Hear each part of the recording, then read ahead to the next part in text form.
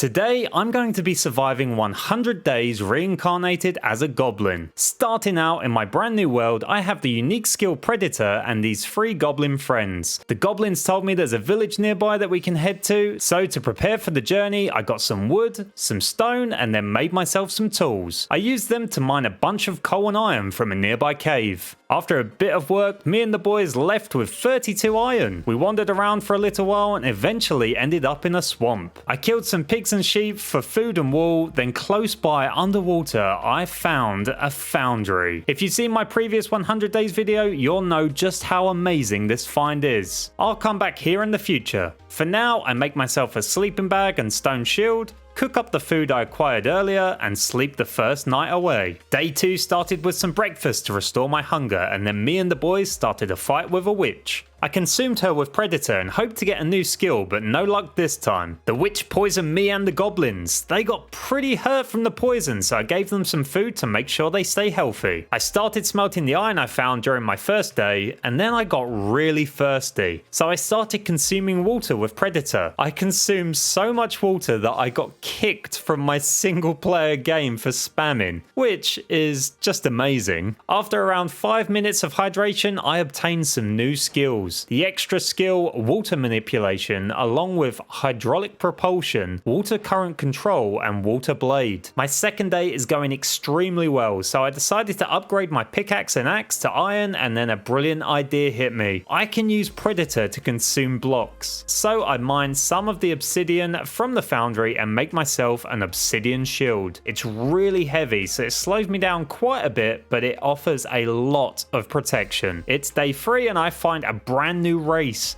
A lizard man. He appears to be friendly, however, I can mimic races with the help of Predator. I just need to consume and analyze one first. I'm itching to try out Water Blade, so I fire a few shots off at the lizard man. I'm also curious to see if Predator will activate if I kill a creature with a skill. The test comes back negative, however, a few minutes later I have another run-in with a lizard man. This one pins me in a rather dangerous place, but with the help of the boys, I managed to consume and analyze this lizard man. I mimicked the lizard man I just defeated, and my health and attack power increase so much, I feel much safer now. With my newly acquired power, I decide to farm myself some food. I need to make sure I'm always looking out for me and my new crew. I also make myself a full set of iron armor. My frail goblin body couldn't use iron armor before, but as a lizard man, I can wear it no problem. Also, just out of character for a second, tried healing my goblin friends and it just didn't work. This happens quite a lot, and the only solution I found is exiting the game and reloading. With that out of the way, I found a lava pool and started consuming lava. That's when the first tragedy of our new world struck. Goblin 2 fell into the lava. I say fell when in reality he tried swimming in it. Unfortunately, he didn't make it. We lost one of our crew and I spent the night staring up at the stars. Sad to see him go. On the 4th day, me and my party found a village. I snuck around and stole their blast furnace, going to need that a bit later on. I also found an isolated villager and consumed them with Predator. I can now mimic humans, although lizardmen are still the better option at the moment. I took some of the village's hay bales to make sure my food supply is always fully stocked, and then found the village's main attraction, a weird half house. This village shall forever be known as Harfington. Close by, I found an abandoned house. It was rigged with a trap that I quickly deactivated. I grabbed the goodies inside and then headed out back to the foundry to see if I could bag myself some overpowered items. However, nighttime brought with it a whole host of monsters. They had me surrounded. I managed to consume a creeper and obtain the extra skill, Black Lightning. A very strong skill indeed. However, during the battle, another one of my goblin friends gets extremely low. I try to heal him with food, but the same glitch happens as before. Then a creeper decides to blow up next to us. I managed to get my boys away from the monsters and wait it out until the next day. After relogging, I can feed my goblin buddies, so on day 5, they both still survived. There was also a slime bouncing around near us, so I consumed it with Predator, and now I can mimic slimes. Imagine if it was was that time I got reincarnated as a slime.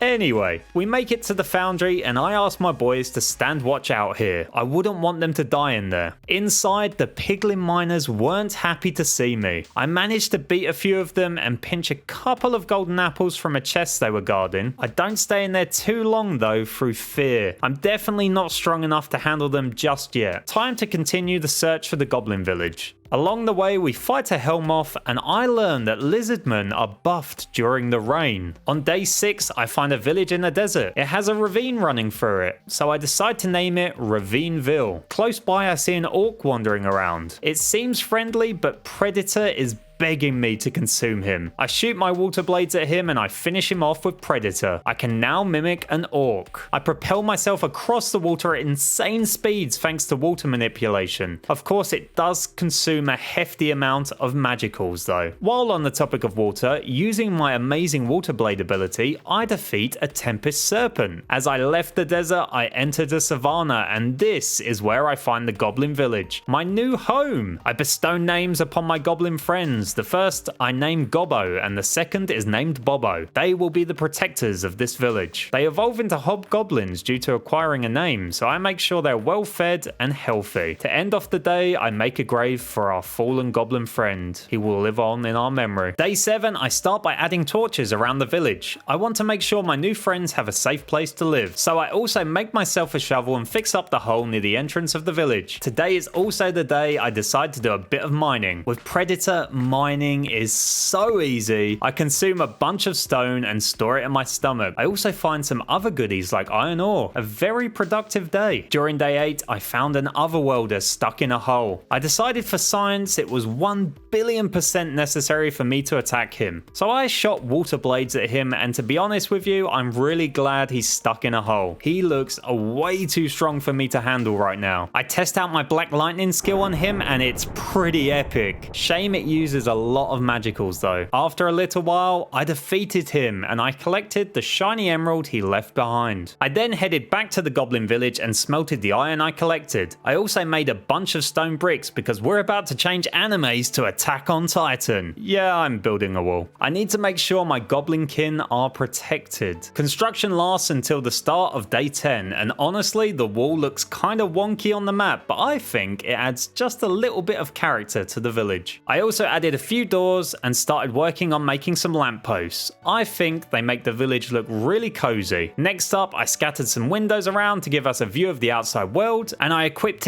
Gobbo with a stone sword so he could better guard this place. The next day, I decided I wanted to add some acacia logs to the wall to make it look fancy. I also wanted to test out my water manipulation skill, so I found an otherworlder who was trapped in a hole once again and started blasting him with high pressure water. It's pretty darn effective. I then headed back down into the mines and started consuming blocks when I suddenly fell into a mine shaft. A cave spider tried to ruin my day, but I consumed it with Predator and obtained the intrinsic skill Heat Sense. I stay down in this mine shaft and the surrounding caves for the next couple of days. I find magic ore and learn that mining it with a pick is actually pretty tricky. Sometimes it's successful and others not so much. I find a bunch of other valuables like lapis, iron, silver, and also this awesome plant which can be used to make some pretty cool potions. I drank lava with Predator, found diamonds hiding in the lava, and then drunk more lava and more lava and more lava. You get the idea. I drank so much I obtained the extra skill Fire Manipulation. I tested it out by setting a zombie on fire, which is pretty satisfying. I leave the mine during day 13 and spot Shizu close by. Luckily, she doesn't attack me because I'm definitely not ready to fight her just yet. Nearby, a slime bounces by and says, "I'm not a bad slime," so I blast it with all of my skills. Only a bad slime would say that. To end off the day, I find an otherworlder that looks like a healer. I blast water at him and consume him with Predator, hoping to obtain some healing skills, but no luck this time. On day 14, I head back to my base and start smelting my magic ore with the blast furnace I stole. When it finished smelting, that's when I realized I'm gonna need so much magic ore to be able to make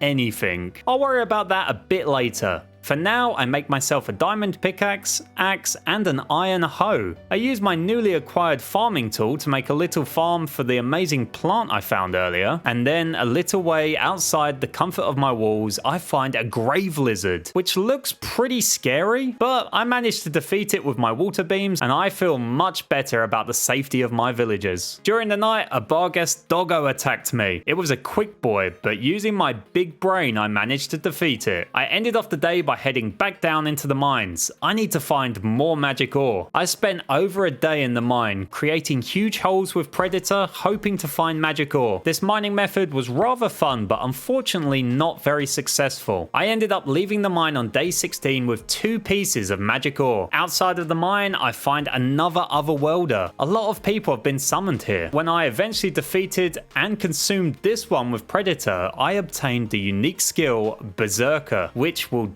definitely be very useful later on. While active, it buffs my strength, speed, and some other stuff at the cost of magicals. Back at home, I smelt up my magic ore and make some chests to store the ridiculous amount of stone I've been collecting. During the night, I decided to try leveling myself up, so I fought a bunch of mobs, and I got to level 29. I also found myself another healer, so of course, I fought and consumed him. One day I'm going to get the healing skill, just not today. Day 17 is the day I'm calling Attack of the Otherworlders. I started the day by fighting an otherworlder who had a spatial blade, which is pretty scary. I trapped him in a hole, weakened him with my water manipulation, and then consumed him, which gave me the unique skill Severer. Damage dealt with this skill isn't healable by normal means, so that's a very useful skill to have. Shortly after, I got attacked by a special otherworlder. They charged straight at me, so I had to use my shield to defend myself. Using water manipulation, I was able to blast them away from me and managed to defeat them. Close by, there was another otherworlder. I launched this one into space with my water attacks and then finished him off with Predator. He didn't give me any skills, unfortunately. Then, get this, another special otherworlder attacked me. It's like they want revenge or something. I blasted this one with my skills and later found out that apparently it has a skill to reflect melee damage, so pretty lucky I didn't hit it with my sword. That's all of the otherworlders for today. Just kidding, I beat another one as well and obtained the unique skill Spearhead. Back at base, I tried harvesting my special plant, but I think I did something wrong because I didn't get any seeds back.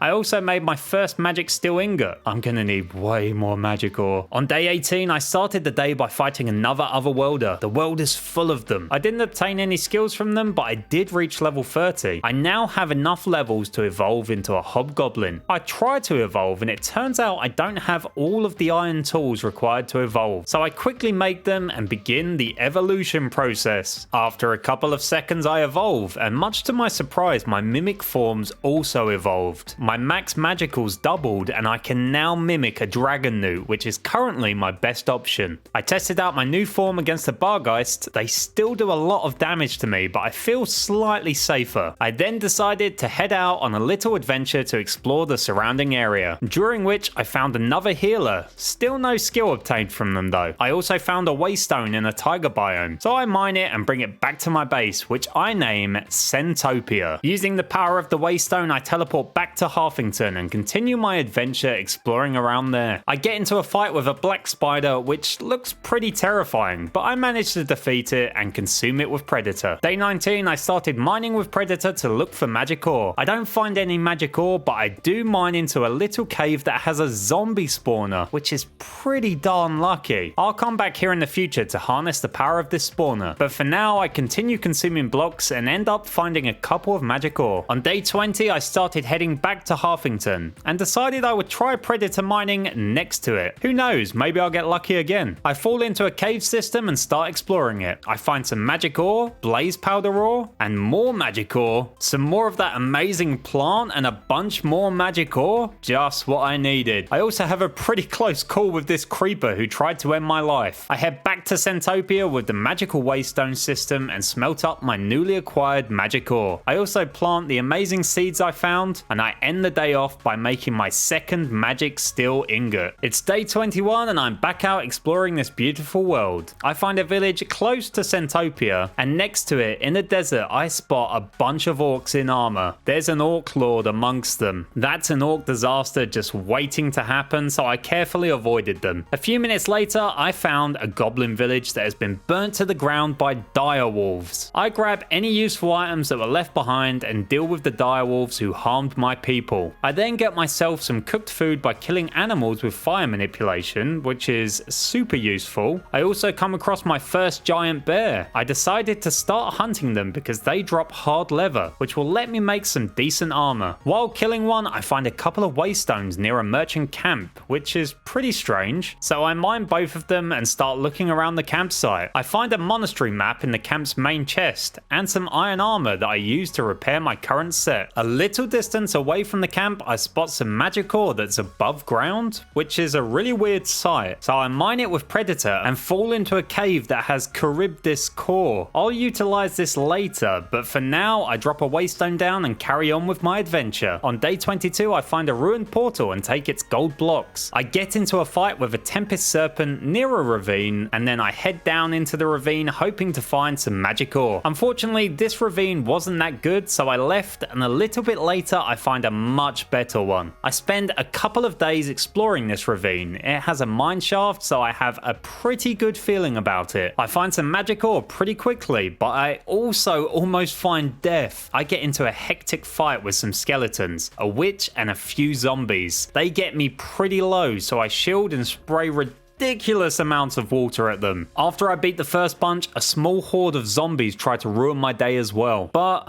luckily I managed to survive. I find a lot of magic ore here, so the near-death experience was totally worth it. The next day I discovered that fire manipulation makes me resistant to fire, so it lets me swim in lava. I end up leaving the ravine on day 23 with a bunch of magic ore. Back on the surface I get charged by a special otherworlder, but luckily for me he trips and falls into the ravine.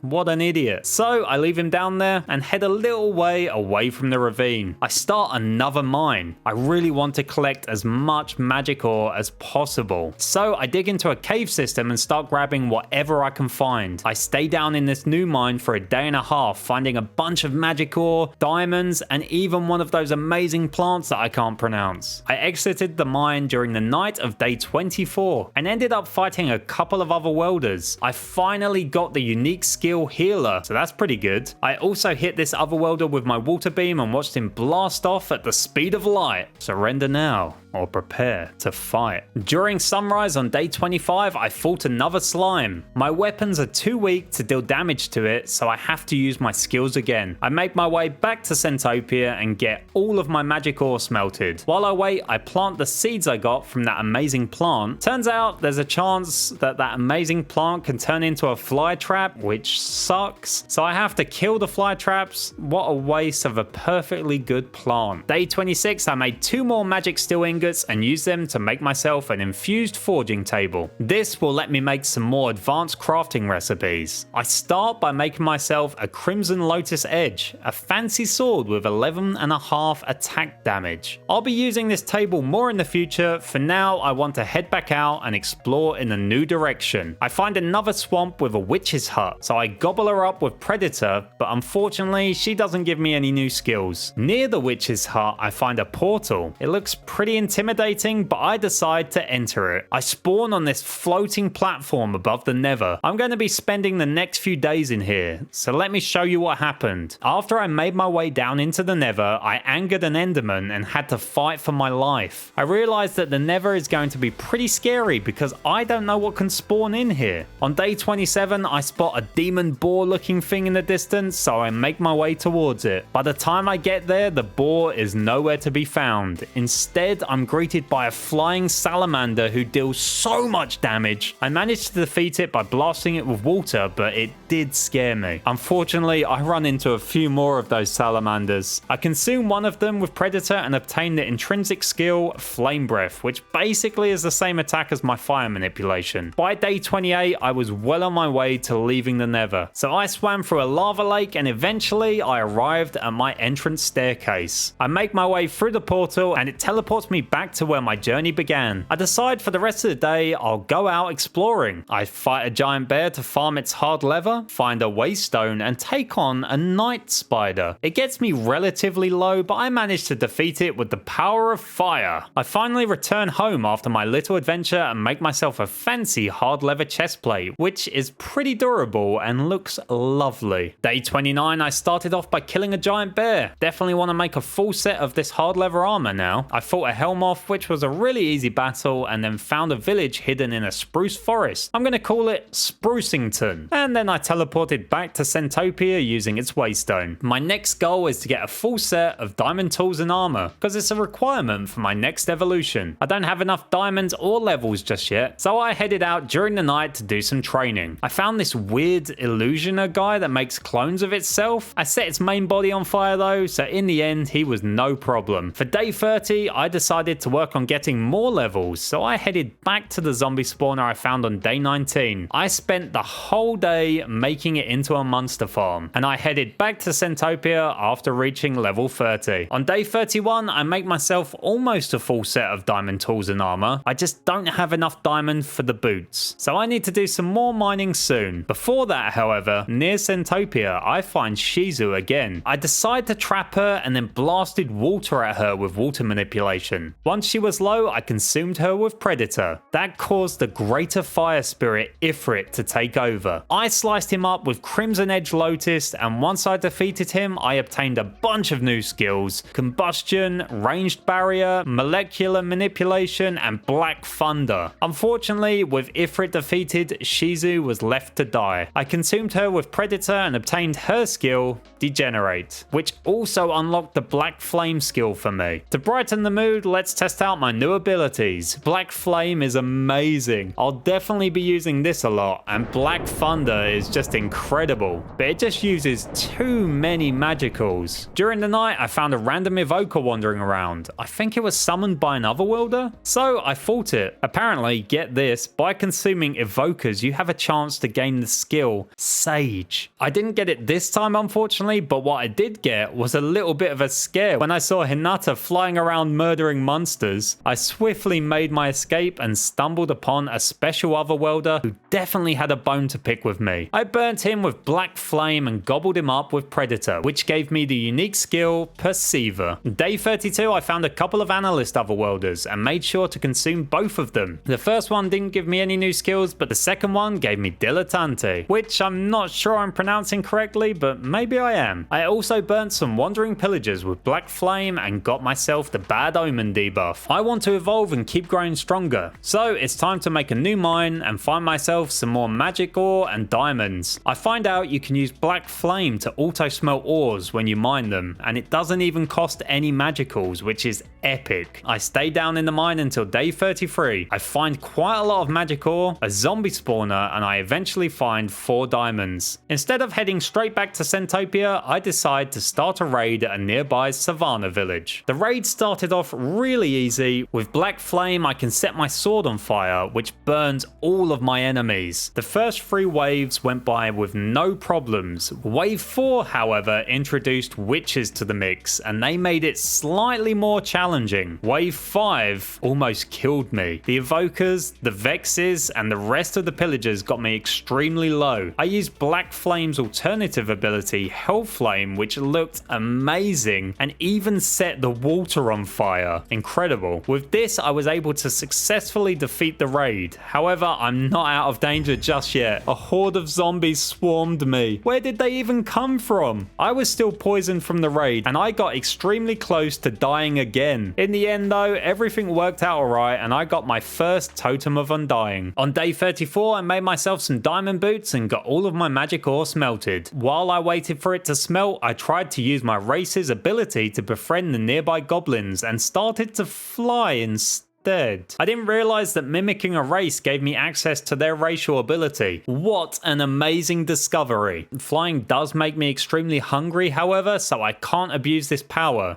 Not yet anyway. I need a few more friends to be able to evolve, so I name one goblin Koopacle, another gremlin, and my fifth friend is named Glenn. Now that I've also learned how to fly, it's time to head out in search of that monastery I found a map for. Soaring through the air, I swiftly find it and swoop inside. I find an infested temple map, and that's pretty much it. Outside, I find a new Waystone, which I happily take and then use Black Flame to defeat an Armosaurus. It drops 3 of its scales, which can be used to make some of the best armor in the game, maybe even the best. I decided to take a detour back home during day 35. I ended up getting into quite a lot of fights. For starters, I killed this giant bat that was attacking a direwolf, and then I killed the direwolf. I gathered a bunch of food so I could keep flying. I consumed an Armosaurus with Predator and obtained the body armor skill, which is going to be very useful later on. I also flew across the ocean, which looked incredible, and then fought 3 Armosauruses and collected all of their scales.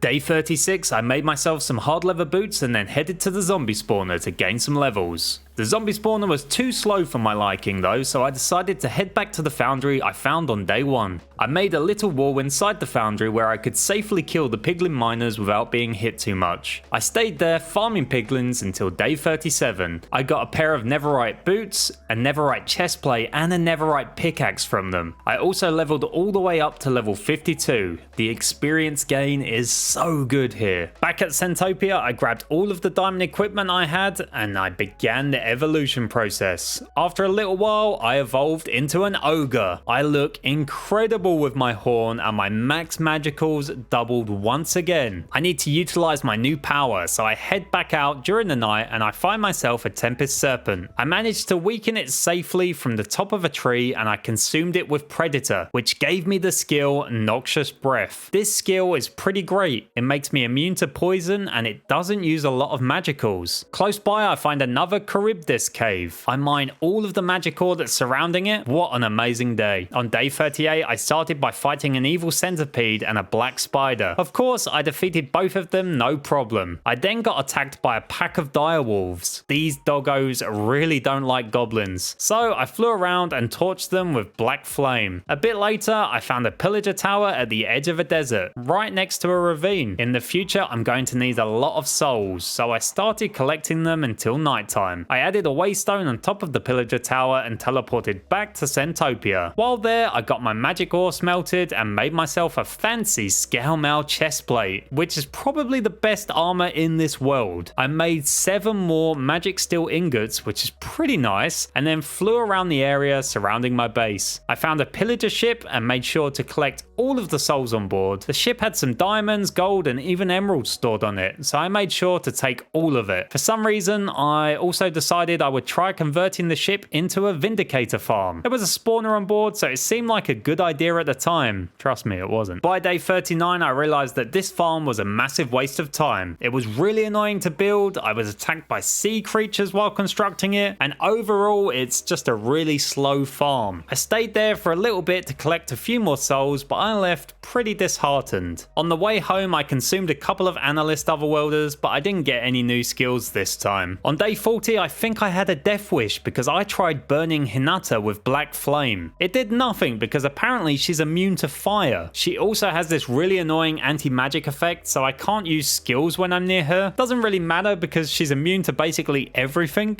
Anyway, I fly away, but she pursues me and she's really quick. She hit me once with her lightning attack and it did 12 hearts of damage. So I flew as fast as I could, and eventually I got away. After this stressful experience, I need to cool off a bit. So I collect the souls of the villagers that inhabit this desert village. Back near Centopia, I find another slimy boy. This time, however, I have a sword that can damage it. So I consume it with Predator and I get the skills Self-Regeneration and Absorb and Dissolve. These skills are amazing because I no longer need to deal with my hunger. In fact, that means I can fly forever. With my newfound power of infinite flight, I head back to where I spotted the Orc Lord and his army. It's grown quite a bit since the last time I was here, so I decided it's time to decrease their numbers. I used a combination of Black Flame and Noxious Breath to slowly clear some of the orcs, but every time one dies, another spawns, so I'm not really making any progress here. I'll come back to deal with this problem in the future. Day 41 is here, and I start off by defeating another slime. It drops one of those amazing plants, which is pretty neat. I then consume another Analyst Overworlder and get the skill Analyst. This should make obtaining new skills even easier. To test this out, I waited until nighttime and then consumed an Evil Centipede. I got the skill Paralyzing Breath. After that, I consumed a Black Spider and got the skill Thread Manipulation. I also consumed a Giant Bat and got the skills Vampirism and Ultrasonic Wave. So the Analyst skill really did help. Nearby, there was another Charybdis cave, so I started mining the magic ore that surrounded it when a hooded Otherworlder attacked me. I killed him using my skills and got the unique skill Retaliator. This reflects melee damage back at the enemy while active. What a productive day. To end it off, I flew around for a bit, found this creepy Mush Doom monster, and this lovely snow goblin village. On day 42, I found another pillager tower. This one was close to a snowy village, so I collected some souls and made sure I got the bad omen effect. I flew to the nearby village and began the raid. It was pretty straightforward, and I was able to get the skills Magic Sense and Shadow Step, which is really cool. I completed the raid by night. Hinata may have helped clear the last wave, and needless to say, I ran away as quickly as possible. While escaping, I found this huge pillager dungeon thing. It looks amazing, but it's also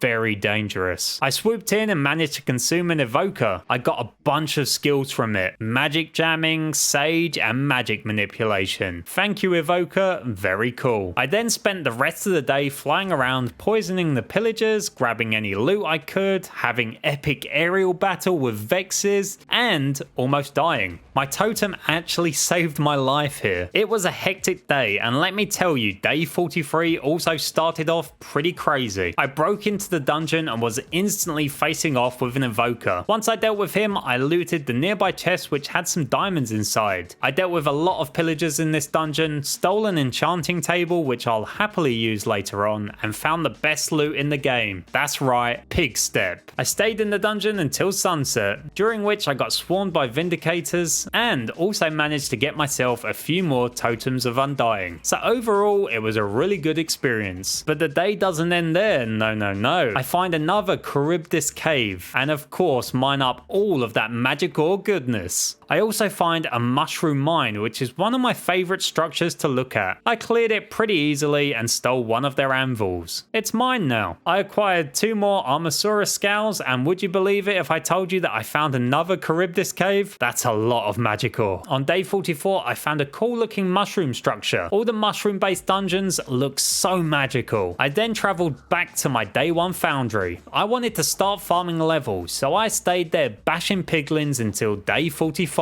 Feeling pretty satisfied and reaching level 56, I then decided to head back to Centopia. I smelted up all of the magic ore I collected, made myself some Scalmal leggings which are really nice, and then started working on getting magic steel tools. They're required for my next stage of evolution. So I make a magic steel pickaxe, axe, shovel, and then I decide to sleep because phantoms are attacking me. I finished making the sword and hoe on day 46, and then realized I also need to get some new friends. I need 10 in total to be able to evolve, so I head out to look for some. While searching, I find a pillager campsite, so I start collecting souls of the pillagers there when I spot my first new friend, a direwolf. I name him Bruno after my real life dog, and I then discover that he's a pretty speedy boy. I find a couple more direwolves, so I name them. One of them's called Mango and the other one's called Rango. Now seems like a great time to make the journey back home. That is, until disaster strikes.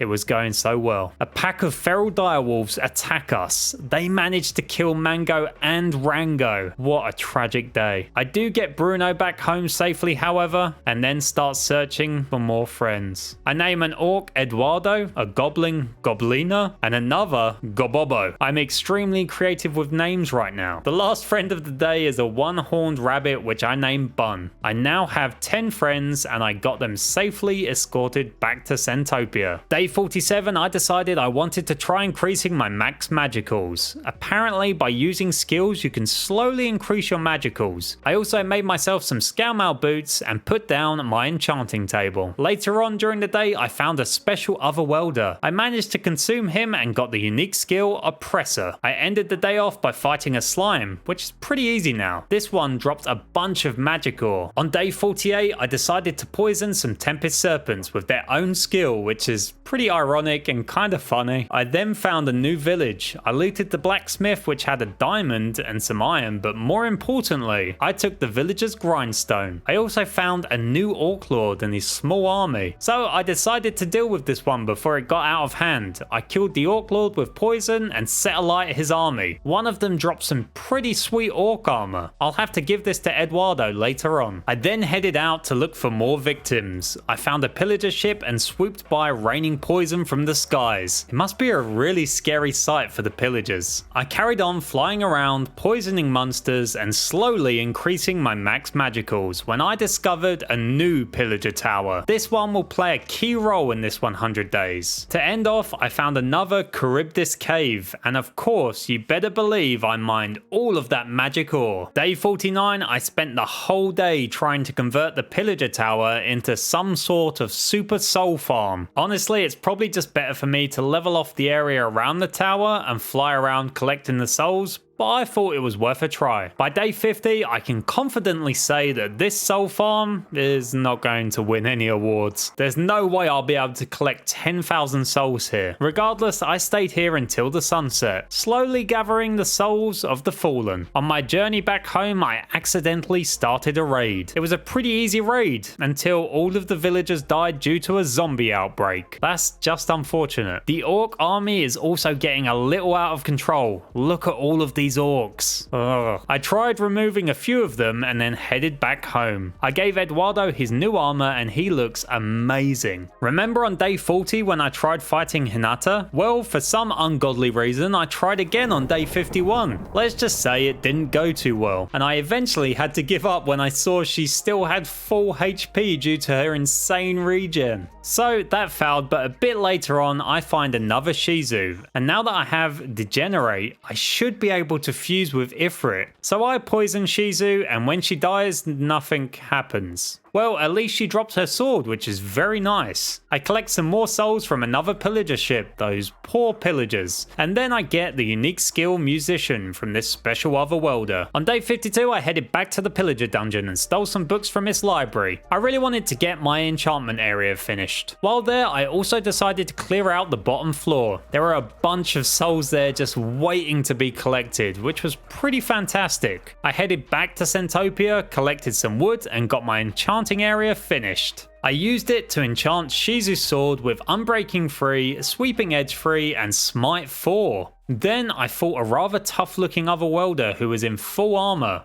I consumed him and got the unique skill Investigator. As luck would have it, I also found another Shizu, so I tried once again to fuse with Ifrit. And I'll let you know right now that you actually can't fuse with Ifrit unless you have both hands empty. I'll figure that out much later on, but for now I had an epic battle which was pretty scary at times. I defeated Ifrit on day 53 and Shizu fell from the skies into some water. I put her out of her misery and she dropped her mask, which is pretty cool. I fought another intelligent slime. There's a tiny chance it will give me Great Sage, but unfortunately this one didn't. I then picked a fight with the Orc Lord and his army. If I can get the Orc Lord low enough, I can make it transform into an Orc Disaster, which would be a pretty good way to test out my strength. Unfortunately, however, I accidentally killed the Orc Lord. I also torch a lot of the orcs that were left behind, just cleaning up the server a bit. On day 54, I found another Orc Lord. This time I'll definitely... Oh, I killed it again. Well, I guess I'll collect some souls from this pillager tower to make myself feel better. Oh, Shizu's here. Maybe this time I can fuse with Ifrit. Unfortunately, I still haven't figured out that both my hands need to be empty. So after a little while of trying, I eventually just end him. Shizu drops her mask again though, so that's pretty good. To end the day off, I find another Orc Lord, and this one I will definitely turn into an Orc Disaster.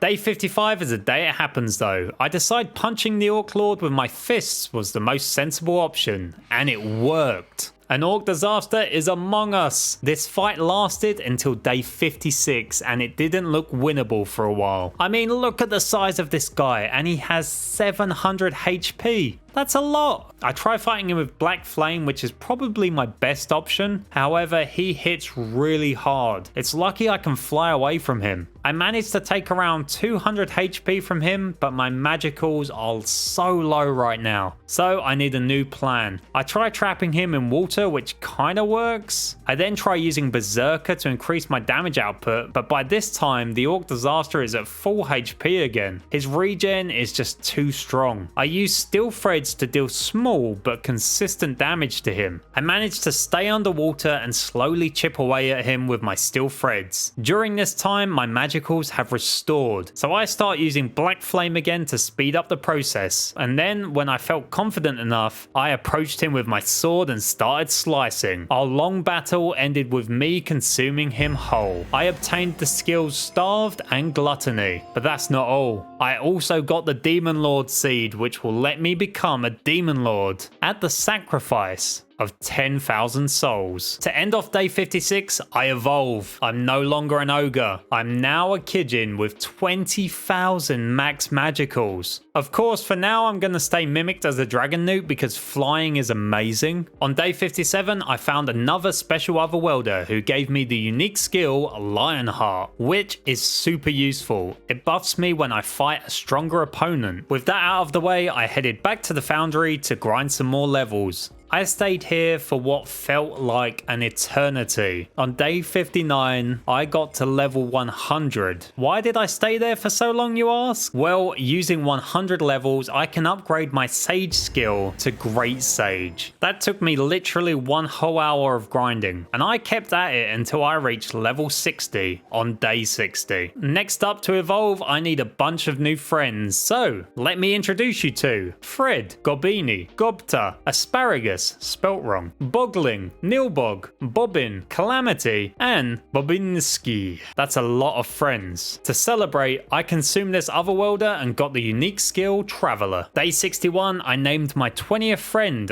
Orca the Orc. Back at home, I enchanted the other sword I got from Shizu with Unbreaking 3, Knockback 2, and Sharpness 4. I then used Degenerate's Synthesis and Separation ability to fuse my Shizu swords together. Now I have one amazing sword with Sweeping Edge 3, Smite 4, Sharpness 4, Knockback 2, and Unbreaking 4. With that out of the way, I headed to a ruin portal to grab some Crying Obsidian from it. I need it to make some Demon Steel ingots so I can make some Demon Steel tools, which are also required for my next evolution. Speaking of evolution requirements, I also need a full set of Netherite armor. So I head into the Nether. I use Oppressor to pass through the Nether ceiling and start mining using Gluttony. I stayed down there mining until day 62 when I found 8 pieces of ancient debris, which is just enough for 2 pieces of armor. I make my way out of the Nether using Oppressor and then stop at ruined portals to gather more Crying Obsidian on the way back to Santopia.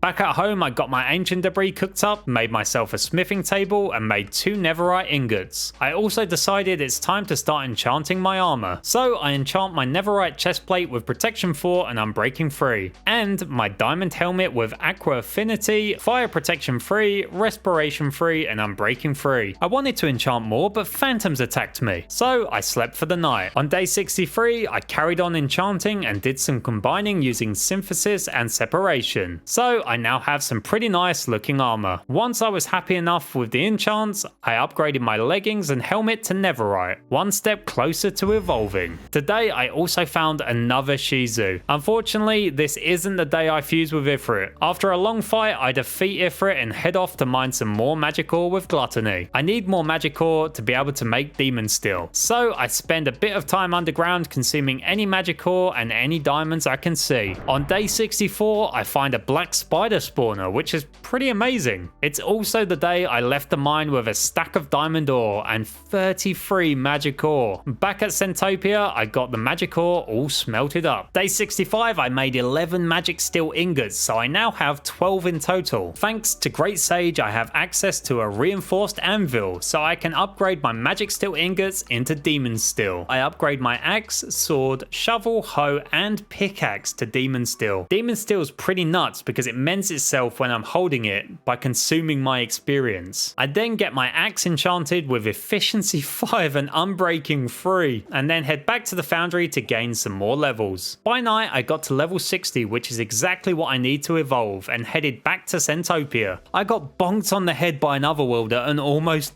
died, but I dealt with him in the end, so it's fine. On day 66, I headed to the Charybdis cave I found ages ago and attempted to fuse with its core. The first attempt failed, but the second one was successful. I got the skill Gravity Manipulation, so I can now fly as a Kijin, which is fantastic. My max magicals are also now 173,000, which is an insane upgrade. I flew around with my new Gravity Manipulation skills and looked for another Charybdis cave. Maybe I can get more skills from another core. While flying around on day 67, I found a Badlands. Apparently a lot of Armosauruses spawn there, so that's good to know. I also found this weird village that had hoglins and skeletons roaming around. After flying around for a while, I found another Charybdis cave. I mined all of the magic ore, of course, and then tried to fuse with the core, but it failed and killed me. Luckily, my totem saved my life. I tried again and it used over half of my magicals when it failed. I decided it would be safer to take the core with me and force Charybdis to spawn so I could consume it with gluttony. Day 68, I gave the core to a nearby orc and summoned Charybdis. It's huge and hits so hard. I used Lionheart and Berserker to boost my strength and began the fight. I consumed all the scales and megalodons that flew after me, and after a while of fighting, I found a pretty good strategy.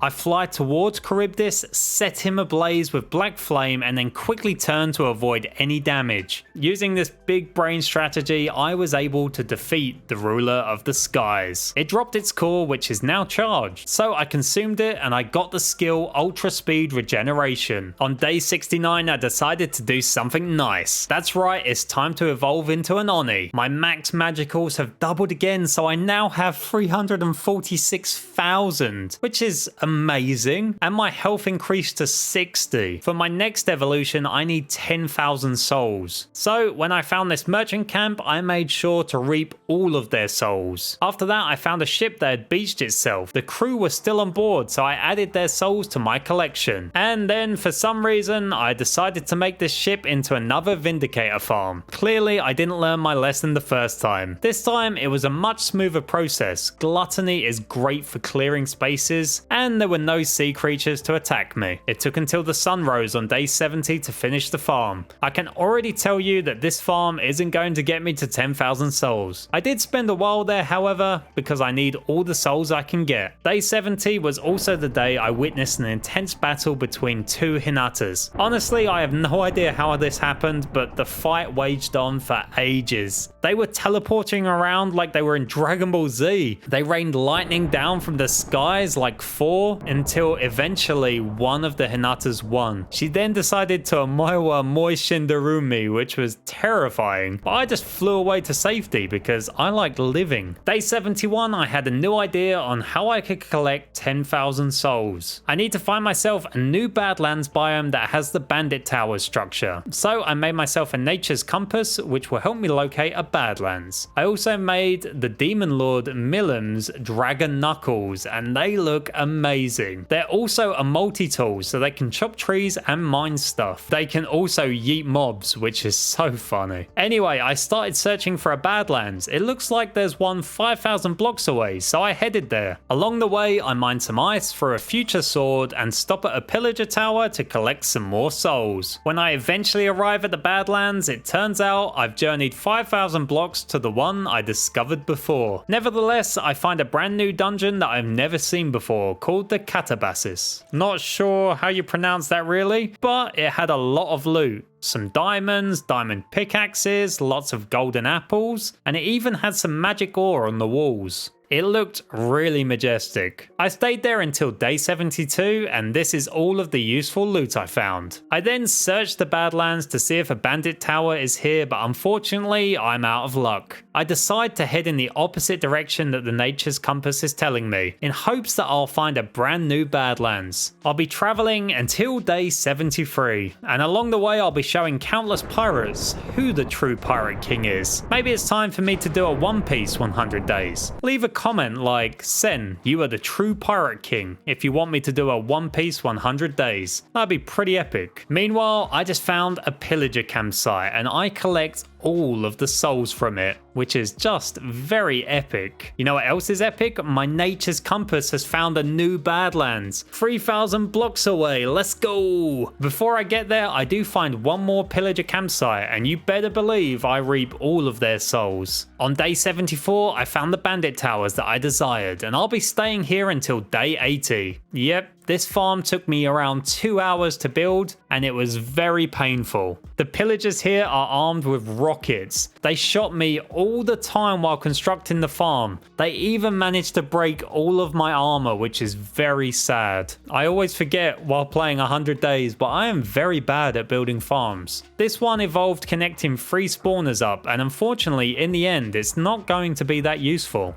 Let's just skip to day 81, the day I used the farm and realized it's not very good. In fact, I think at this point I've only collected 1,200 souls. I decide to change up my methods. I'm going to head back to the pillager tower I found ages ago, collect all of the souls nearby and flatten the remaining area out. Gluttony makes this so much easier. I also start filling in areas to make sure everything is nice and level. I do this until the end of day 83, during which I also collect all of the souls I can and make sure to get the bad omen debuff as well. By day 84, I have 1,491 souls. Still a long way until 10,000. I decided to head to a nearby village and start a raid. Raids are literally a cakewalk for me now. So I dealt with it in a few minutes and then head back to the pillager tower to collect more souls. On day 85, I'm back in Centopia. I need a break from soul collecting. So I make myself a Spatial Blade, which can shoot out blades at the cost of durability, which isn't really that useful.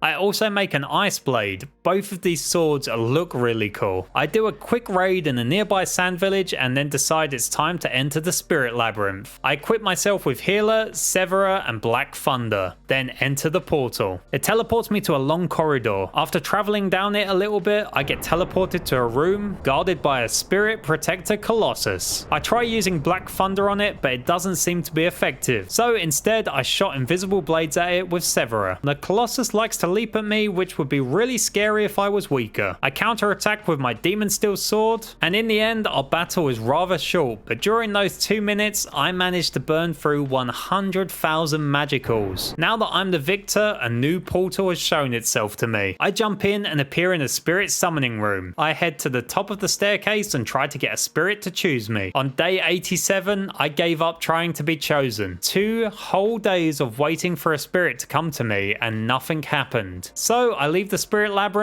and head back to the Badlands Soul Farm. I stay there until day 88, occasionally destroying some of the bandit towers through sheer rage. I wasn't chosen by a spirit, and at this rate I won't be able to get 10,000 souls. I head back to the pillager tower and commit more genocide. I think word must have got out that I had been destroying pillagers across this world, because on day 88 the pillagers formed a huge army and challenged me. They had immeasurable numbers, but they lacked the power to deal with an Oni. I poisoned them, set them ablaze with black flame, and enjoyed scorching the battlefield with hell flame. The black flames burned bright amongst all this chaos. I'm going to be here until day 90. That's how many pillagers came to fight me. I eventually changed my tactics and started using Berserker and my Demon Steel sword to slice through their ranks. Let me just break out of the script for a second again to explain what's happening here. I knew I had no chance of getting 10,000 souls without doing something drastic, so I used the In Control mod to make hundreds of pillagers constantly spawn around me. I still had to collect the 10,000 souls, I just sped up the spawn rates. Alright, let's get back to the script. On day 90, the pillagers stopped sending reinforcements. After killing probably around 8,000 of them, my soul count is now at 9,956. I'm so close to 10,000. I managed to survive that onslaught with only a few arrow holes. Not too shabby. I stay at this pillager tower and dealt with any stragglers. After a little while, it happened. I started to evolve into a divine Oni. I headed back to Centopia and I became a demon lord with over 3 million max magicals, which, oh my god, that's insane. Now that I'm a demon lord, I want to force all of the spirits to fuse with me. So I go on a quest to find Shizu and Ifrit. I spent the whole of day 91 looking for her without any luck. On day 92, I don't find Shizu, but I do randomly find a Charybdis flying around outside its cave. Something must have activated its core. I fight it the same way I did before, and honestly, this time I'm not scared at all. I easily defeat it and consume its core once again. Back at Centopia, I also enchanted some of my weapons and tools. I got looting free on my Demon Steel sword, which is really nice, but I'm so close to the end of these 100 days that it isn't too important. On day 93, I find Shizu. It's time to fuse with Ifrit. I easily get him below half HP, but I still haven't figured out that I need to have both hands empty. I consume this Ifrit with gluttony out of frustration, but it's not over because I find another Shizu, and this is a time that I actually remove my offhand totem. And after a few failed attempts, I managed to brute force Ifrit to fuse with me. I now have 3.5 million max magicals, and my unique skill Gluttony now has the spirit fusing ability. Day 94, I forcefully bend all of the spirits to my will and create a bunch of greater spirits. I get the greater fire, wind, earth, sky, and water spirits. I'm kind of like the Dark Avatar now. On day 95, I left the Spirit Labyrinth and I make myself some Orichalcum ingots. These took a lot of resources to make. Each ingot took 2 Demon Steel ingots, which is just crazy. So I upgrade my sword, pickaxe, and axe. They're really nice and shiny now. Remember Hinata, the most overpowered final boss? Yeah, on day 96 I tried to fight her again, and I tried a variety of different methods to trap her, but I just couldn't find a way to beat her. I was scared because apparently if she hits you 7 times with her sword, you just instantly die. So eventually I had to just give up. If anyone knows how to beat her, let me know down in the comments. Day 97 was pretty chill. I dealt with the old Orc Lord's army a little bit because they were really causing some lag, and then headed to the Badlands to find another Orc disaster. On day 98, my wish came true. I actually ended up fighting 3 different Orc disasters on this day, and they were all easy. I destroyed them with my blade. The first one tried to eat his own orcs to heal himself, but I didn't let him get away. He dropped his cleaver, which looks really cool. The second one was finished in just over a minute of slicing him up, and the last one was overpowered in like 30 seconds. My power level is through the roof right now. It's day 99 and I found my first jungle, so I decided to search around it for something interesting. I ended up finding an airship above the jungle during the night, but apart from that, there wasn't anything interesting. Of course, a true pirate makes sure to get the treasure, so I raided their treasury and got lots of gold, diamonds, and golden apples. Day 100 is here. I've come a long way in these 100 days, from a little goblin boy all the way to a powerful divine Oni. To celebrate, I raid one last pirate ship. They won't get the One Piece before me. And I spent my last moments in this world with my friends in Centopia.